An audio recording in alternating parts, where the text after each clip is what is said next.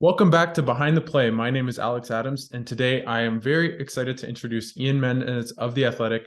Obviously, I don't know if I told you this, Ian, but you're our first recurring guest, so Wow. congratulations.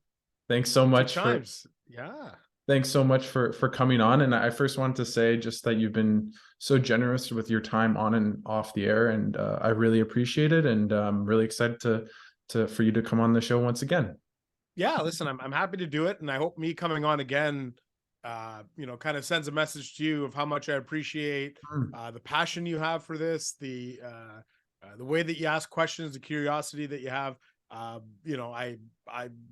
quite impressed that your kind of knowledge institutional knowledge Mm. when it comes to the media landscape. So yeah, no, I'm super excited for the conversation.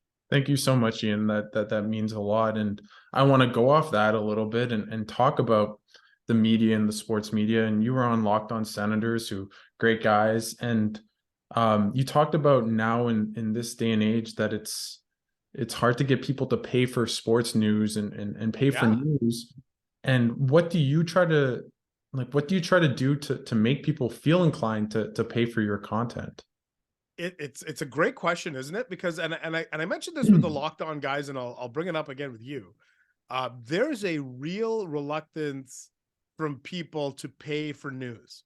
There's not a reluctance for people to pay for content. There's not a Mhm. lot of reluctance for people to pay for music or streaming or whatever. But when it comes to news, there seems to be this idea that, well, I can get it for free um, on the internet, and it's a dangerous thing. And so as a reporter that works behind a paywall, you have to say, well, what am I doing differently that makes people want to read what I do? And so it's a real challenge. And I think, for me, I think I try and approach the stories, you know, uh, let's say I'm covering a game or a press conference. Everybody in that room has the same information, right? Like everybody coming out. So I try really hard to say, okay, I got to write a story that it can't be summarized in one or two tweets for starters, Mm. because if your story can be summarized completely in a tweet or two, where's the depth in Yeah. that for starters, right? So why on earth would anybody pay $3 a month to read me if they didn't feel like there was any depth to it? So I try really hard to say, okay, like how do I make this kind of deeper than Mhm. than other people or different, but to say like my goal is never to be first with stories. My goal is to be best. And Okay. if I use that, that's the mindset I try to use, is that how can I do this better than anybody else? And I know that I'm not the best, but I'm trying my best to, you have to almost believe that in yourself, that Yeah. that you have something unique to say or a unique way of looking at it.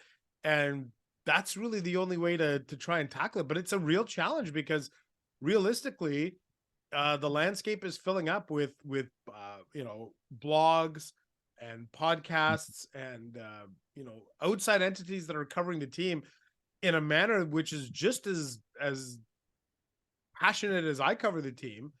The only difference is I have access, right? So now Yeah. I have to use, that's the one tool that I have ahead of, whether the Locked On Sens guys or Brent Wallace's podcast coming in hot. Mhm. Although they do have some access to players, and same with Locked On, but like not on a daily basis, right? Yeah. And so I have to say, how do I take what I can get and make it different than what the other podcasters are doing, what Silver Seven Sends and some of the other bloggers are doing. How do I make it different? And it's a challenge. It's a real struggle sometimes to come up with something unique that nobody else is working on. And like, for example, listeners might not know, but you had a really cool piece about the guinea pigs and with Jake Sanderson and Shane Pinto. But I know as well on that podcast with Locked On, you talked about range with as a writer. Why do you think it's so important to have the range to maybe write a story about guinea pigs and Jake Sanderson and Shane Pinto? What do you think like you bring with the range that you try to have? Yeah, it's look, and like within the span of a week, I Mhm. was able to write the Jake Sanderson Shane Pinto really fun guinea pig stories, and that came off the heels of, trying to give a very honest and objective analysis of Pierre Dorion's time as general manager, and that was sandwiched in between with I think I did a story on, I'm trying to remember the dates, but anyway, on like the very dry stuff with the arena at Le Breton Yeah. Flats. And so there's a good example of what I'd like to think is a little bit of the range, which is okay, humor and a little bit of knowledge and a little bit of opinion. And really, I think we get stuck in this idea that reporters are one thing. That Mhm. okay, well, this is the reporter that does this, and this is the reporter that does that, and you put yourself in these little silos. And I don't think we're like that as human beings, right? Like you can be multiple Mhm. things. You can be funny and smart. I'm not saying I'm funny and smart, but I'm saying, Yeah. you can try to be funny and smart, or you can try to be empathetic, or you can try to be thought provoking, or you can do all these things. You don't have to only be one thing. And I think sometimes that's where we make mistakes as writers, is we think, oh, well, I'm the hockey guy, so I should just stick to hockey. And so I'll just write about the power play and zone entries and, this type of thing. When, if you want to write about the culture of the sport, you can. That, I think sometimes in hockey in particular, I think there's this feeling like, oh, like the deeper stories, the bigger stories, those are for Rick Westhead, and those are for Katie Mhm. Strang, and those are for, they're for everybody, right? Like, and just like the humor pieces are there, they're not just for, I think James Duthie, when he writes, is fantastic. Mm. And I think he does great humor stuff. Uh, but you can also do poignant stuff and powerful stuff. So I think when you can try and show off a little bit of that range, it's important for you to grow as a writer. And I'm still, like, I'm fairly new at this. Like, I still have Mhm. only done this for 2 years and a bit as a full-time writer, and I'm still learning the craft. I'd like to think that I'm still learning the craft and trying to figure out what works for me, and where I can kind of look at other writers in the market and say, like, I'd like to steal that aspect from them of how they write, or how they attack stories, or different. Look at other people, how they do things, and see the things you'd like to take away from them. And it's a challenge for sure. And like you said that you like to steal from other writers, obviously pun and kind of Yeah, tongue yeah. in cheek, but also that you want the range. But would you say, your process for writing? Boy, it really depends. Let me think. I'm trying to think of like the Pierre Dorion article that I wrote last week. It was, I before watching the press conference or going to the press conference, I sat down and I watched, all of his press conferences Mhm. from uh 2018, 19, 20, 21, and 22, which, Wow. on the surface, some people might say, like, oh wow, I can't believe you did that. But isn't that kind of my job to, to do that? And so I went into it and I said, okay, like, I want to kind of really sense the tone of what he's saying today and match it up to maybe some of the things that he's said before, because I don't think anybody else is going to do that. I don't think anybody else, any of the competitors, wanted to attack the story that way. And I'm not saying that the way that I did it was better or right, or what they did wasn't. Mhm. It's just, how do you be different, right? So I went into that with the thought of, okay, I'm going to just see what it yields. You try to, it's really important to never go into a story with like a preconceived notion or an agenda, because I think if you do that, you're looking at a very narrow focus, and then you try and maybe, focus your questions and try to get somebody to say something specific. And if they don't say what you want, you're like, you're trying to go back. And you got to let the story come to you. Sometimes you got to be really prepared, but understand that the story could go in a myriad of directions. So yeah, that for the Dorian one, I went into it with a bunch of knowledge of everything that he had said in previous press conferences, and I said, okay, I'm gonna see, what does he say about this and that. And I asked him about, maybe this taking longer than he thought. And in Pierre's defense, look, when you've done as many press conferences as he has, I can understand why you might not recall saying certain things, or mentioning certain things. If I hadn't gone back and watched everything, I wouldn't have remembered all this. Like, I have a notebook, or I shouldn't say notebook, a note. like I use Yeah. an iPhone and a MacBook, so I have a notes thing, and I have a whole bunch of quotes over the years from players, coaches, whatever, all in this notes file. And sometimes I'll go back to it and say like, oh, what? I feel like I have something. Dorion said this about Sanderson 2 years ago, Hmm. or I think DJ said this about Tim Stützle 18 months ago, and I have everything. So you just try and go into stories and try and give a lot of context, right? Like, and that's really my process, is that I try to go into it really without an agenda and very open-minded. And I understand there's people that will read my stuff and say, my God, you're so negative, or my God, you're so angry, or so my God, you hate this person, or that. And I don't. And all I can tell you is the way I approach it. Now, whether or not people listening to this believe me, that's not a me problem. And Yeah. that's I've come to learn that. I've come to learn that a lot of people don't quite understand the core function of journalism. They don't. They really don't. And so when I take blowback from people that say like, man, Mendes hates Pierre Dorion, Mendes hates the Sens, Mendes this, that, you actually don't quite understand journalism, and that's okay. That's my job, is to try and explain that to you. That person likely didn't go to journalism school. That person likely hasn't taken media literacy courses. So I have to understand. I have to leave room for them to grow. I can't just shout at them and say, "You don't understand journalism, Yeah. you moron." Well, Yeah. the whole point of journalism is that we explain journalism, right? So if people in the marketplace don't understand our job, that's on us. It's not on them. It's on us to teach the job. And so that's why I love coming on podcasts like this one, because you take the time to try and get to the kind of the nitty gritty stuff that we do as Mhm. journalists and reporters. And then we can be transparent, and there's no agenda here. There's no hiding from anything. And I'm happy to explain the process, but I think it's a great topic to have, or to conversation to have, because I would say Mhm. 80 or 90% of fans don't understand the role of the media.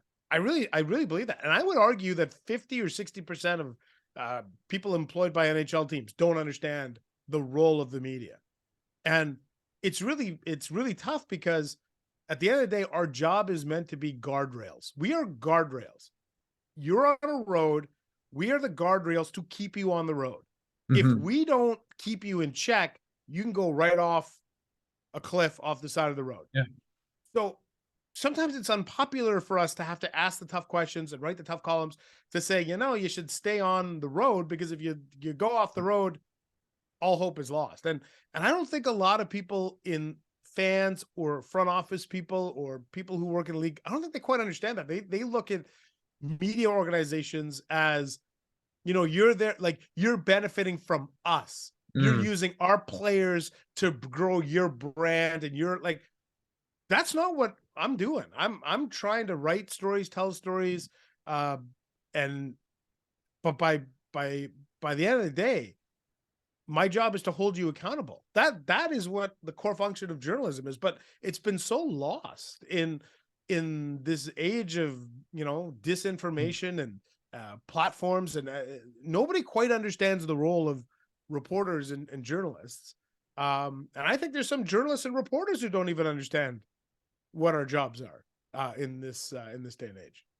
Well, I want to go off that a little bit, and you talked about the piece on Dorian, but my question to you is, how do you then next fall, for example, when let's say that Pierre Dorian is the GM, or the summer, how do you connect with him and maintain a relationship with him and other players, but also be able to write critically and honestly, and ask them hard questions? How do you do that?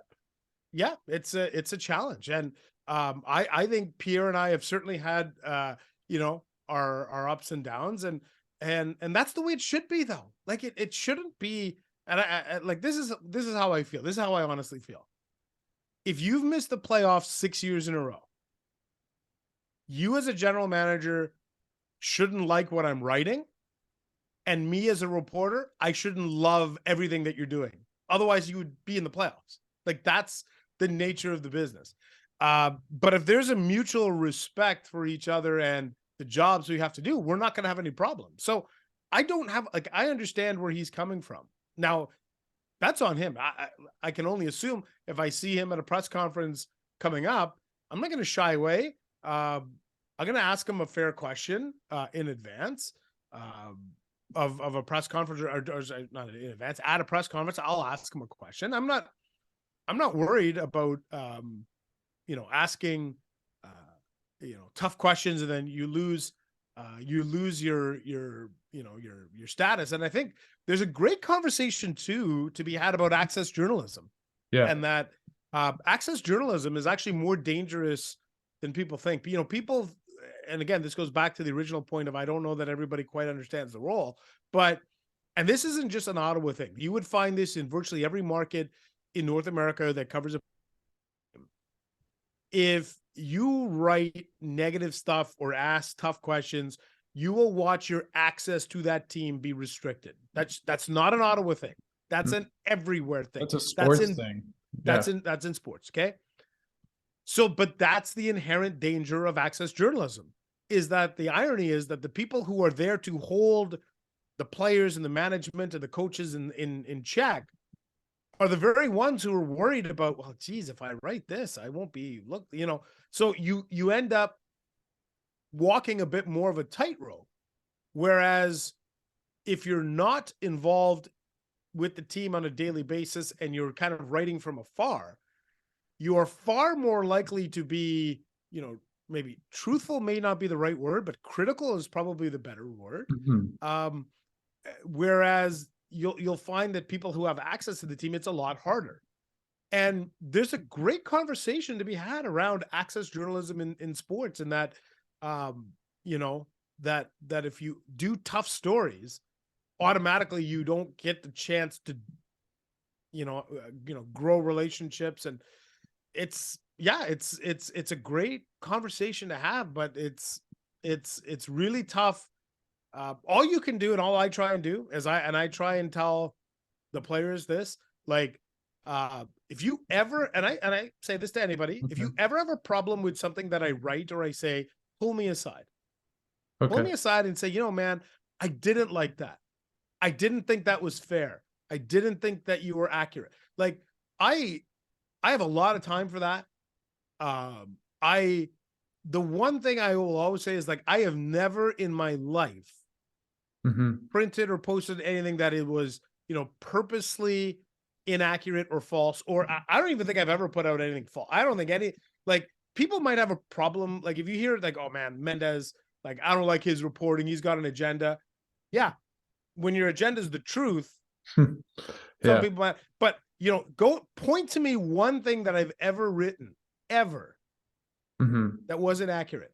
One thing. And I will have the conversation with anybody who wants to have a conversation about something that wasn't accurate. Like, accuracy is everything to me. So I try and tell that to the athletes that I cover and the coaches. And if you have a problem, here's my number.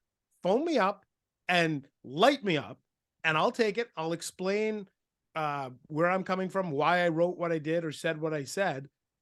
And, we can try and come to a better understanding. But I'm never going to hide from, writing something difficult if it's the truth.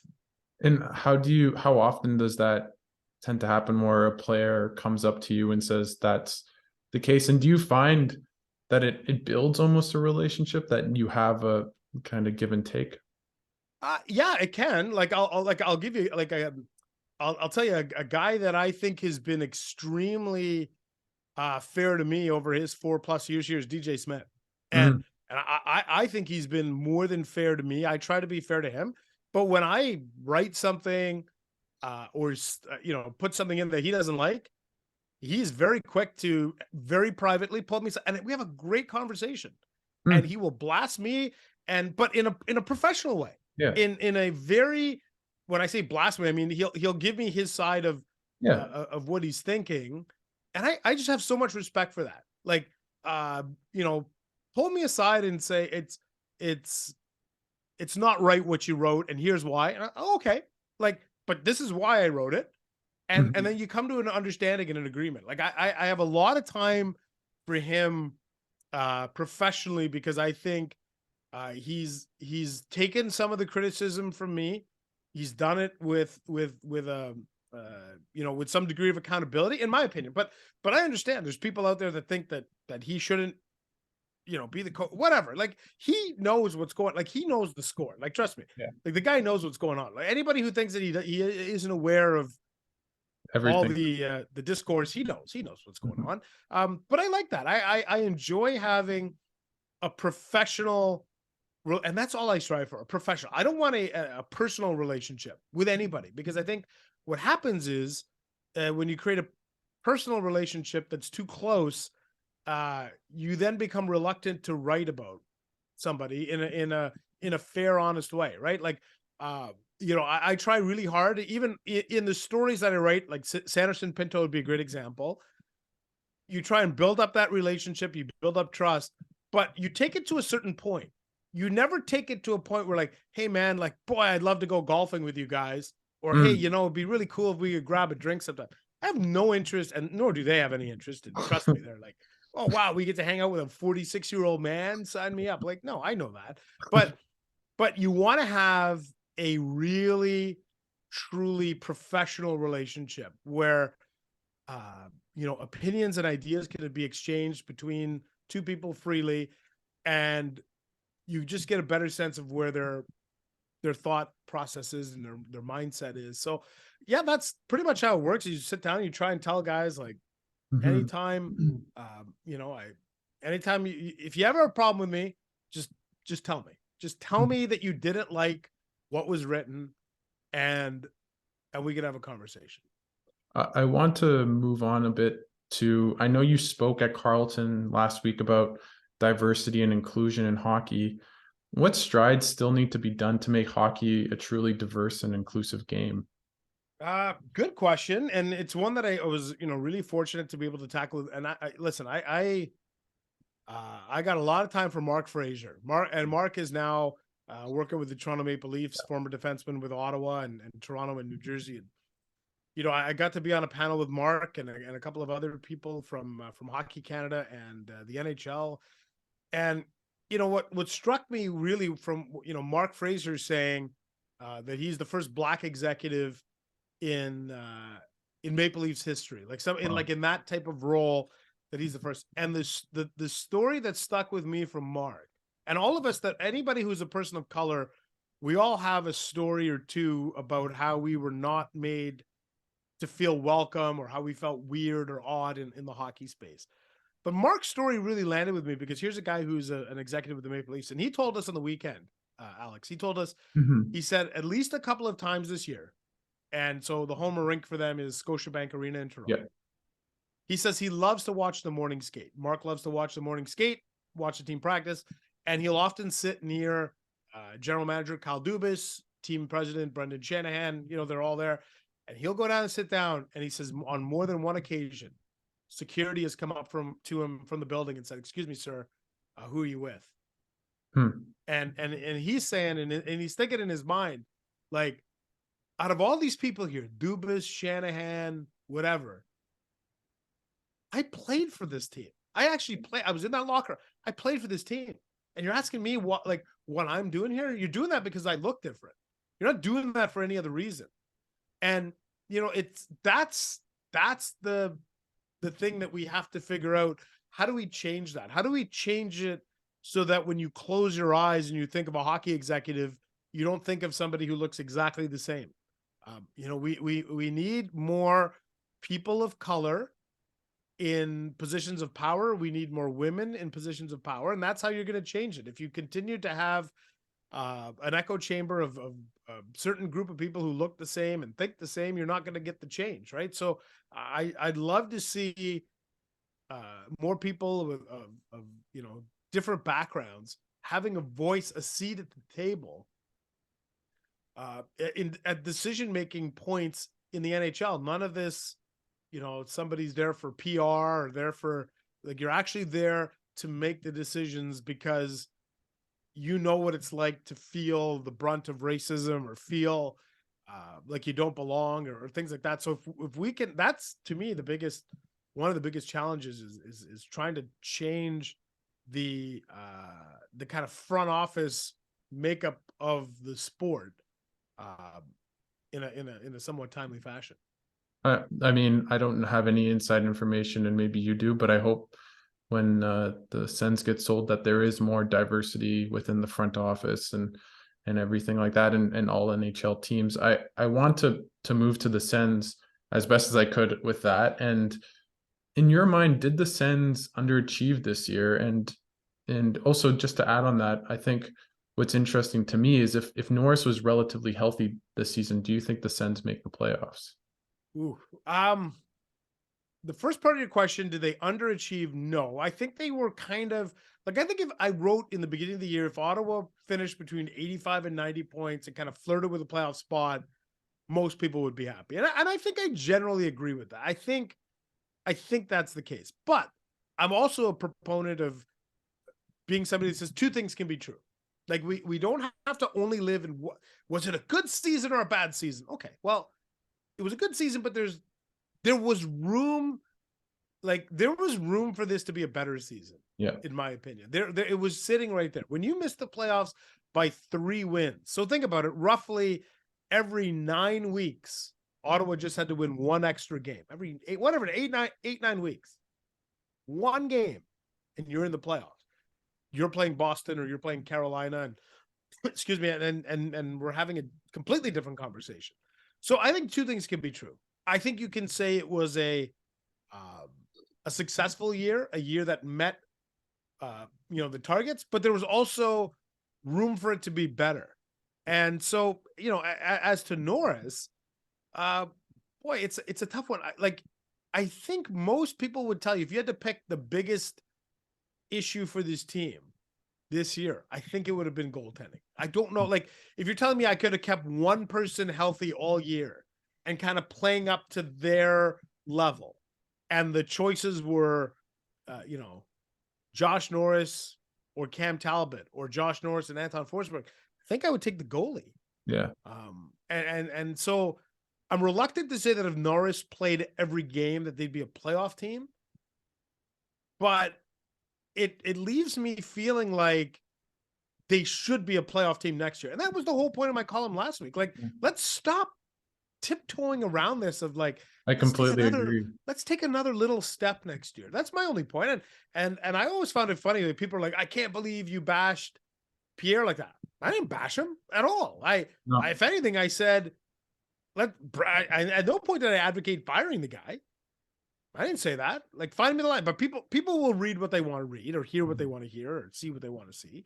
I just think it's time for him to kind of swing back a little bit to where he was 4 years ago and say, this is how it's got to be. We got to be a playoff team.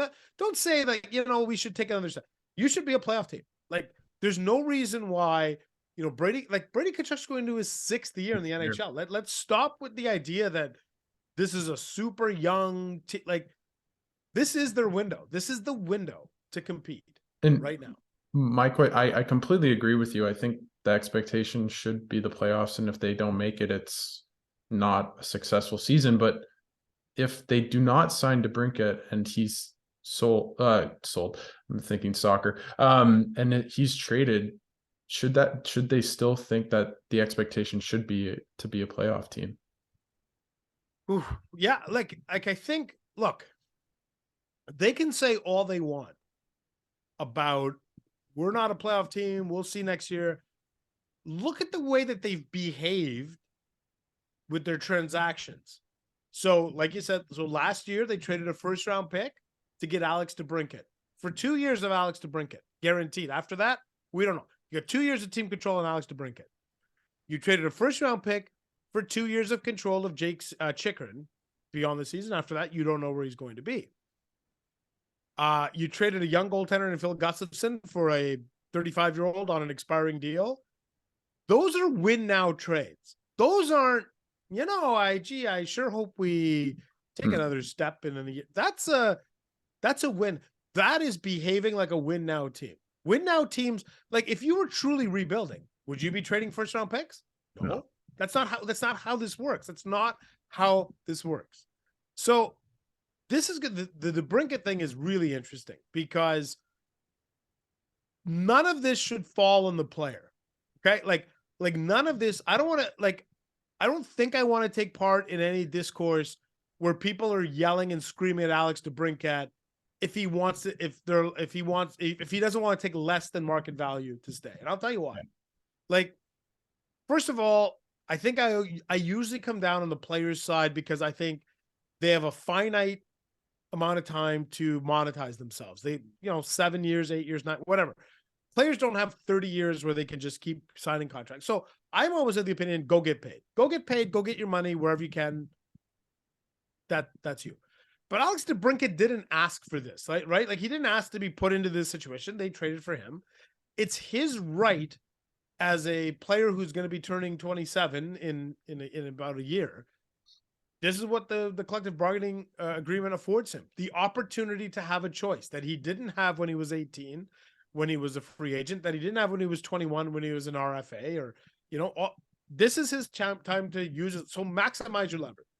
And I think this is going to be fascinating because I don't know, like, I think he likes it here. Like, in my car, Okay. like, I do think he likes it here. I do. But does he like it here at 7.5? That I can't answer that for anybody. That's something Alex has to answer. Or does he like it here at 8? Like, does he like it? Because I do think that this organization has probably set an internal salary cap, right or wrong. And I don't think it's a bad thing. But Timmy Stützle and Brady Tkachuk are your top 2 paid guys. Okay.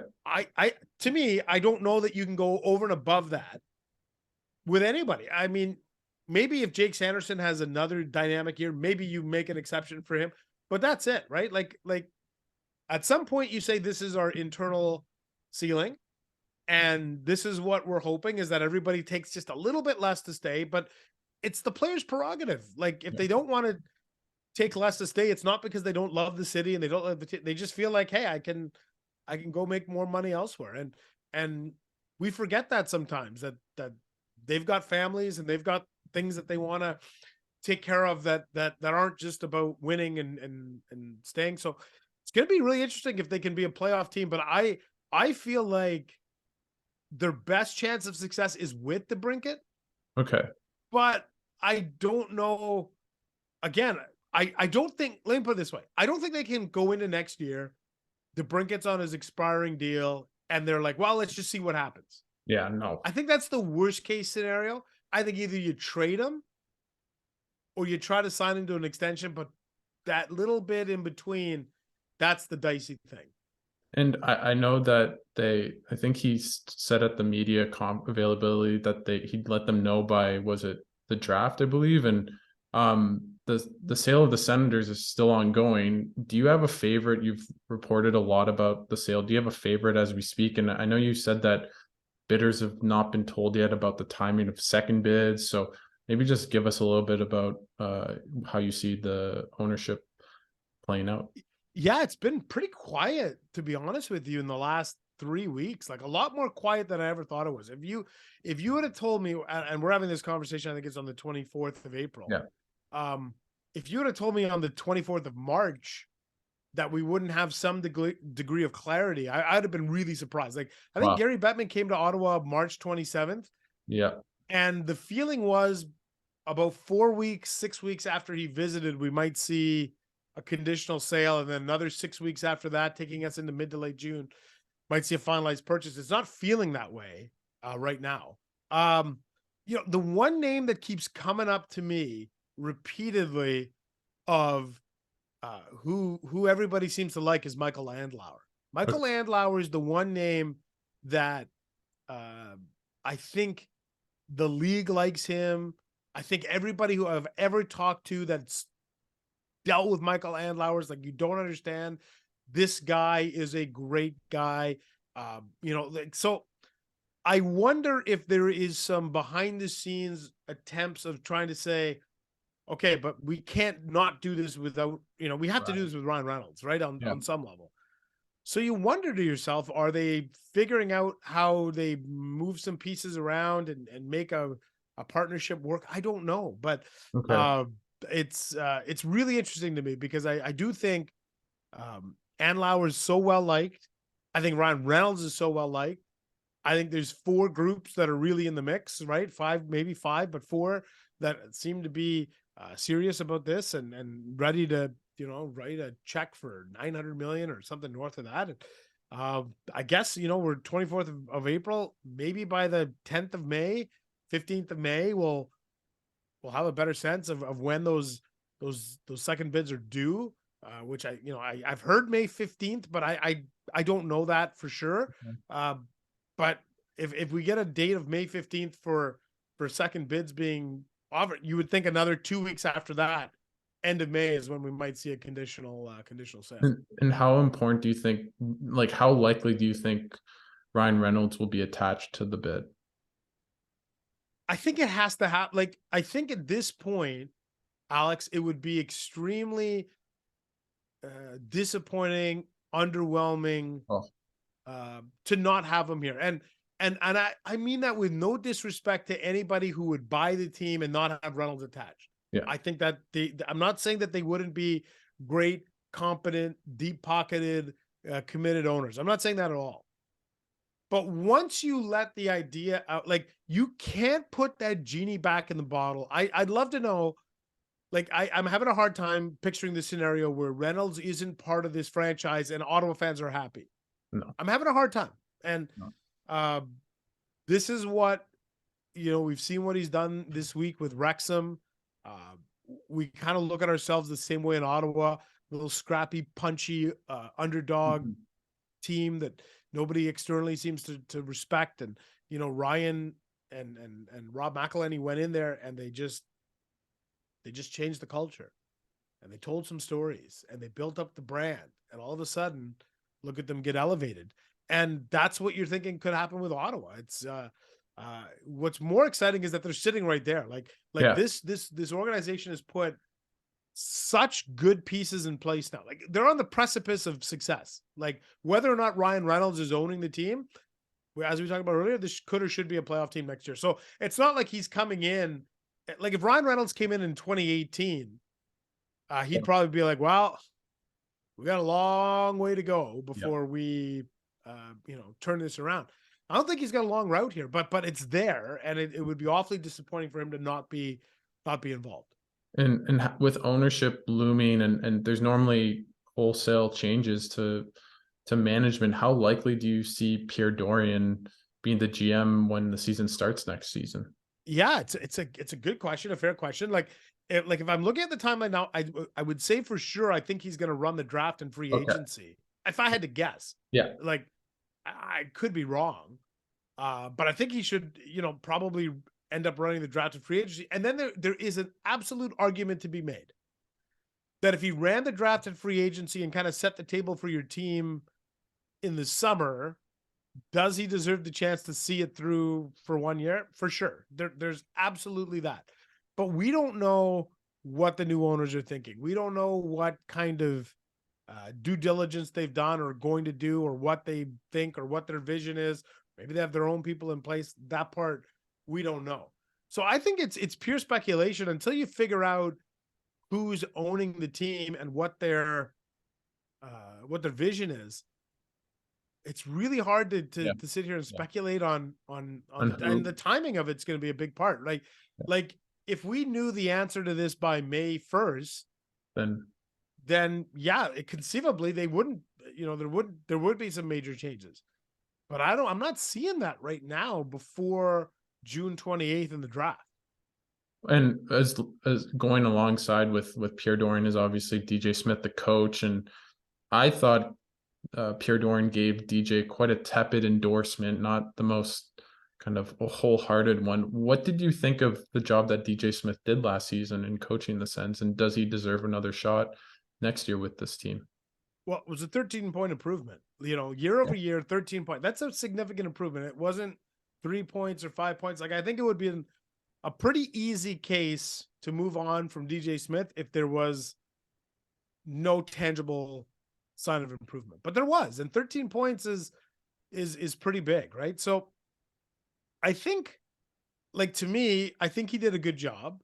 But if they bring him back, it's gotta be like, you can't stumble out of the gate. You can't get to November and just be okay. Now, I know some people will say, well, Ian, isn't that what you said last year? Yeah, it is. And so I understand it. I do. And you know, I do think that the players like playing for him. I really do. I really like, I think the younger guys that have had him for 2, 3, 4, 5 years, 4 years, uh, really appreciate him. I think they appreciate the communication that he has with them for the most part. I think he's honest with the core of the guys. Um, you know, I look, to me, they took enough of a step to warrant keeping their jobs. They did. They enough of a step. Was it a quantum leap? No, but it was a step. But now they have to basically be willing to put the target on their back and say, we're a playoff team next year. Yeah. DJ Smith and Pierre Dorion, if you don't think that you can be or should be, then you're not the right person for the job. That's all, plain and simple. And you mentioned the goaltending maybe being the biggest kind of weakness of this team this year. How likely in your mind is it that the Sens go with a Sogard and Forsberg goaltending duo for next year, or do they add to that, or what do you think? I think if they want to make the play, I'm a big Mad Sogard guy. Me too. I Yeah. think he's got the physical and mental attributes to be a legitimate goalie, but he's not ready now. I think he needs a year, another 2, whatever it is, bring him in. And so if you really have playoff aspirations next year, you need another veteran goalie to ride with Anton Forsberg. You know, whether that's through a trade, whether that's through free agency, but you need somebody to come in and stabilize the goaltending position. Because I think when they got rid of Matt Murray, I think the feeling was, thank goodness gracious, there he goes. He brought so much instability to our crease. We'll never have to worry about that again. Cam Talbot, Anton Forsberg, 40 starts each, we're golden. And then what happened? Yeah. Right? It was a year where Cam got hurt 3 times. Forsberg got hurt. They used 7 different starters. And it felt like we were right back to square one. So I think they need to improve the goaltending with the idea that that maybe Sogard could be ready to take over in the NHL when Forsberg's contract expires or something, have a succession plan in place. But I think if you want to compete for the playoffs next year, you've got to figure out how to stabilize the goaltending. And with the defense, like they have so many left-shotted defensemen. How do you think that plays out next year? Who do you think? Do you think a Chychrun will start playing on the right as he did a little bit? Does Sanderson go to the right? How do you see the defense working? I think your top 4 pairings are Sanderson and Zub, and Chychrun and Shabbat. And I think we might even see Shabbat playing a little bit on the right, whatever.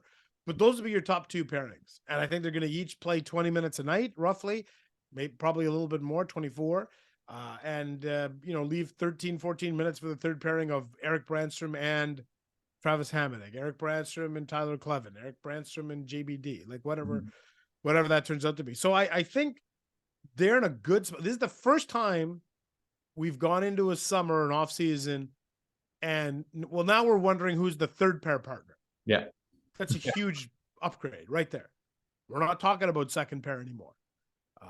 So yeah, I think that's how it'll play out. If I had to guess, with those guys playing the top 4 minutes and Brandstrom finding a partner on the third pair. And before I let you go, I have a kind of interesting question for you. And I've thought about this because Tim Stützle feels as though he's the new face of the franchise, but do you think he could be, what's his ceiling? And in my mind, it could be someone like a Alfredsson, maybe not what he means to the city necessarily, but that level of a Hall of Fame perennial all-star type of player. Yeah. I'll tell you this, Alex, and I've said this on TSN 1200 when I've been on. Tim is the first guy that I've thought of that will potentially break all of Daniel Alfredsson's franchise records if he stays here. I've never thought that about a player until Tim came along. Brady Tkachuk has really unlocked a new level of his offensive side. He's great. But I think Tim's ceiling and his stratosphere is just a touch higher than Brady. So I'm thinking at the end of the day, even if they play their entire careers with Ottawa, I think Timmy would end up with more points career than Brady. I think, if just based on the ceiling. So I think the ceiling for Tim is perennial 40 goal, 100 point guy. Phew. I think that for the duration of his contract, 40 and 100 is within realm, within reach every year. That to me is going to, of all the things that Pierre Dorion has done in his time as general manager, locking up Tim Stützle to an 8x8 at that price is going to be the best thing he ever did. I think it has. What would he be if he had to sign 10, him? 10 million, 10, maybe even more, honestly. 10. Like, I think the number starts with the 1. yeah, yeah, yeah. I before I let you go, I always have this. I love listening to you and Sean, and you guys take fan questions on your athletic show. And I have one for you that if you were the NHL commissioner for one day, what rule would you change? Ooh. I would get rid of offside video review for offside. Julian I think McKenzie said that the other day, actually. Yeah. Oh man, I can't have the same answer as him. Yeah. No, but it's a function of, I think we're going back. We created a problem that didn't exist before. For generations, we were watching hockey without watching the zone entry. We didn't care.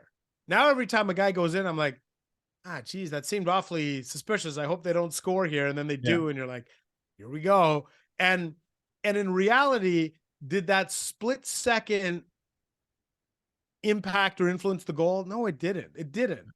So let it go. In fact, I mean, I would be a proponent. If you told me that there's a way to just eliminate offside completely, I would even have that conversation. But for now, if you're telling me I could get rid of one thing, it would be offside review. Okay. I like that rule. I also don't like the challenge with the timeouts, like everything where it affects that and then you get a penalty. I wish it was more like tennis, where you have a challenge, you throw it, you get it, you lose it, you keep it, if you get it right. Thanks so much, Ian, for taking the time. I want to give you the floor. Is there anything you're working on going forward that you want to kind of plug for the listeners? No, nothing right now. It's kind of in the off season, so I'm always open to ideas. If people have some ideas of things they want to see tackled, by all means, fire a tweet at me or whatever, and I'll see if I can dig into it.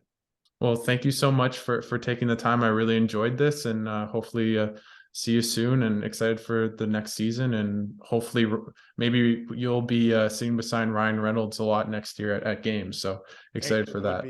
That'd be great for the city. So I'd be happy for that. So yeah, listen, thanks for having me. Thank you.